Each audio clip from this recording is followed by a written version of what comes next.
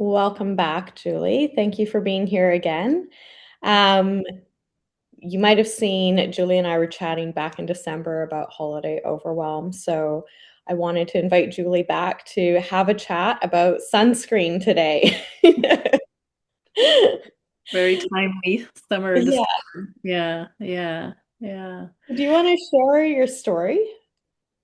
Yeah, I was thinking about before we got on the call, some of the dilemmas or challenges that parents go through, during the summer. And one of the things I was talking to a parent about recently was putting on sunscreen in the morning because that's often a sticky point where, if a child doesn't want to go to camp or they don't want to go to a class that they're signed up for or whatever. And, morning time is often rushing time where, parents are stressed, kids are stressed, they're trying to get somewhere on time. And anyway, this parent, ended up kind of slapping the sunscreen on, in a sort of unthoughtful way and was, frustrated about it and then felt really bad afterwards.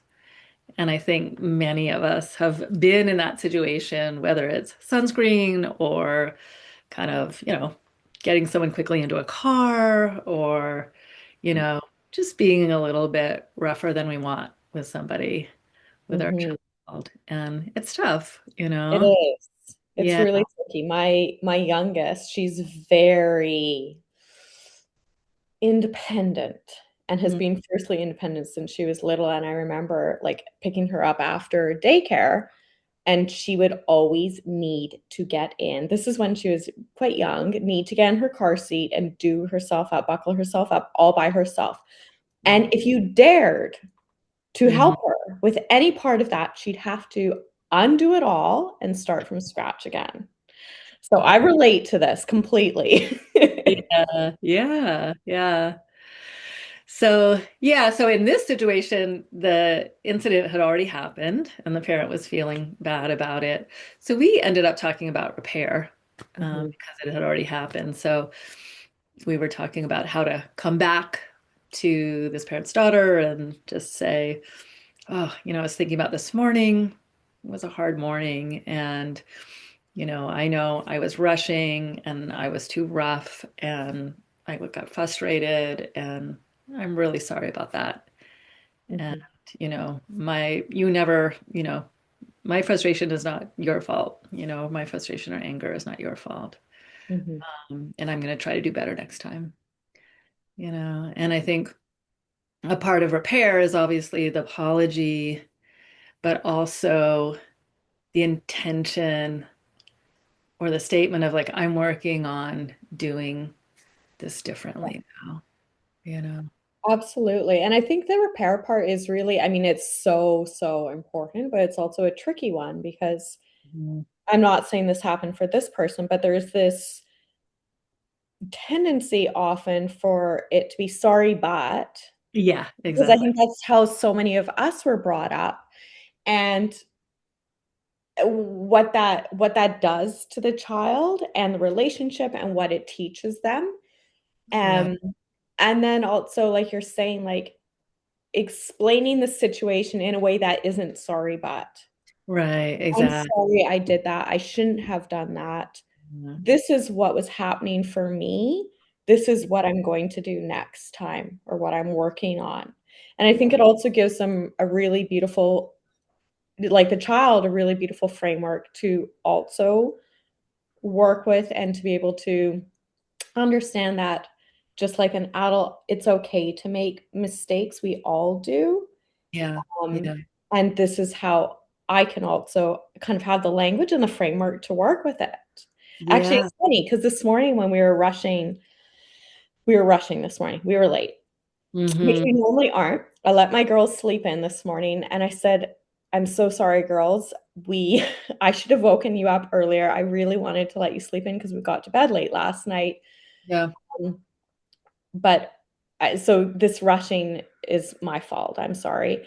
And then my youngest, who also never apologizes or rarely does, she's Yeah. like, "Oh, I'm so sorry about something." I was like, "That's interesting. That's Yeah. Yeah. interesting." Yeah. Yeah. And it wasn't, of course, her fault. It was fully mine, but Yeah, it's such a good model though, and it makes Yes. such a difference to young people, when we acknowledge something that's happened and then, Yeah. apologize for something that we don't feel good about. I remember listening to a psychologist talk once, and she had interviewed or asked this question of a lot of her clients, which was, just simply like, what is one of the hardest things you remember about growing up? And she said so many of them said that my parent never took responsibility for X, Y, and Z and never apologized for things. And Mhm. so, it doesn't sound maybe like a big thing, but it is a very powerful thing. And I love that you said, like, without the but, but you were being like, really difficult, Yeah. that's what we often, I think we tend to kind of, there's a blame in there with the apology or repair. So I love that you said leaving that out. Yeah. Yeah. And I think also with that apology or two other things, there's the when we don't apologize, like you were saying with the psychologist asking questions, the child starts to understand because we're young and we're so dependent on that parent relationship. There starts to be this internal dialogue saying, "Oh, I'm wrong." Very Mhm. often, not for all children, but very often, "I'm wrong." And that Yeah. turns into shame over time. And that feeds into patterns of worth. And then Yeah. they show up, or we start to see them in ourselves as adults, and we're like, "Oh my goodness, I have a lot to unravel." And so Yeah. there's so many sort of layers to such a simple thing like putting on sunscreen. There's the body autonomy piece. Yeah. When we don't, or if we aren't able as a parent to kind of take the onus for what we've done in a healthy way, um, we can also parentify our child, Yeah. Yeah. right? So it's like it seems so simple, but I think you and I talked about this before.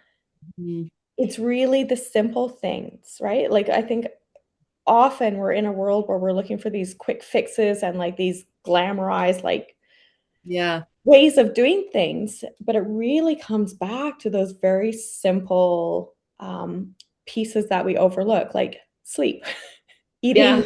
healthy food, and that really nourishing connection. But it's very easy to bypass those things. Right. And sometimes it's just even a look, Yeah.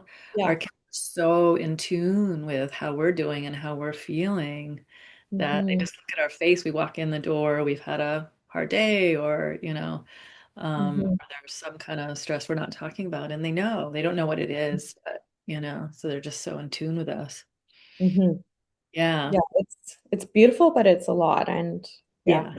Yeah. Yeah. And so then, I was thinking about, well, so what do you do about this sunscreen dilemma, right? Um, because Centuries. yeah, right. There's that, there's practical, yeah. Solutions. But I think it's also thinking about like, what are the hard points during the day, and what's coming up this summer that is coming up again and again that's been tricky or difficult. And so if it is something like sunscreen and it's kind of predictable, you can kind of make space for it, knowing, okay, like this is going to be a battle or this is going to be tense. And so maybe I need to Mhm, leave a little more room to be able to, manage the situation a little mhm, time, than you would normally. Although, that's tricky because we also, I want my kids to sleep in too, Um, but yeah, so thinking, okay, how can I leave a little extra room to manage the mhm, situation? And then what do I do with myself, my own reaction? And maybe, mhm, whatever it is, like, bringing the sunscreen over, your child's running the other direction, just, maybe it's telling yourself, this is not an emergency, or, this is going to be okay, or taking a deep mhm. breath yourself, but noticing that your system getting kind of elevated. Yeah, absolutely, absolutely, and I think this isn't so much on the parent, but how we present it to the child as well, particularly for strong-willed and sensitive children, I always offer, well, there end up being three choices with the sunscreen example. Mm. You need to put on the sunscreen. Okay, you don't want to do that, then you need to wear a sun shirt and Yeah. sun hat. Which would you like to do? Yeah. Yeah. And then there's obviously more choices that kind of arise from that, but like being able to give them that choice so they can choose. And sometimes the choice is between like, am I putting on the sunscreen or would you like to put it on or do we do it together? Right. So it's like having that collaborative piece, I find also really reduces Yeah. the tension because it's rarely about one thing. Yeah. Right. Right. There's Exactly. usually something greater going on. Sometimes it can be a sensory sensitivity to the sunscreen. And so I think another important piece is like, why? Mm-hmm. Yeah. What's happening here? Yeah. Yeah. Maybe this particular sunscreen feels awful on the child's body. Yeah. Exactly. Yeah. Yeah. So, right. Is it a sensory issue? Is it something, maybe the child didn't sleep well, or maybe they don't want to go to the camp. Mhm. They're Yeah. having a lot of feelings about it. Maybe they haven't, made a friend there yet, or, Yeah. it's like these things like sunscreen can be a pretext for kind of deeper issues. And so sometimes when we understand that, we don't have to know what that issue is, but if we have a sense that, of what it is or that there's something deeper underlying there, it can help us kind of, relax a little bit. They're not just trying to be defiant or, annoying, but, Mhm. there's something else going on and the sunscreen's convenient, to get into a struggle about. Yeah. Yeah. Totally. And I think that goes back to your point of, again, coming back into our own body as a parent and being able to really nurture ourselves enough so we can take that step back and be able to respond rather than reacting to what Yeah. is showing up surface level in the moment is so important. Yeah. Isn't Yeah. always easy, but makes such a difference. Yeah. Such a difference. Yeah. And then, there's always humor. So it's like, Yes. I'm coming with a sunscreen. Here I come. Oh! And then you like trip and you fall over your couch or, Yeah. and they're running away like, ah, Yeah, and just getting exactly. your child to laugh or giggle. And, and sometimes if you're rushing, you're not in the mood to do that. Yeah. If you didn't sleep well yourself. But sometimes humor goes a long way. So, Do you remember the zinc, the war paint? oh, yeah. Yeah. Yes. That's always a good one. We need to bring that back. That Right. was super handy. Yeah. Yeah. But anyways, I think Julie and I would like you to really think about like what is this sunscreen for Yeah. you, right? In your life and how can you kind of support yourself and your child around this? So, Yeah. Julie, is there anything else that you would like to sort of leave everyone with? No, I think just, I think that those thoughts on repair can be really helpful. Mhm, As you said, we all make mistakes. Parenting is not perfect. It's never going to be perfect, and it doesn't have to be. And, mhm, it's never too late to repair, too. I think that's really important to remember. You can come back that night, next week. You can come back, hopefully not years later, but you can, when people have older children, to repair. So. mhm. Thank you very much for that.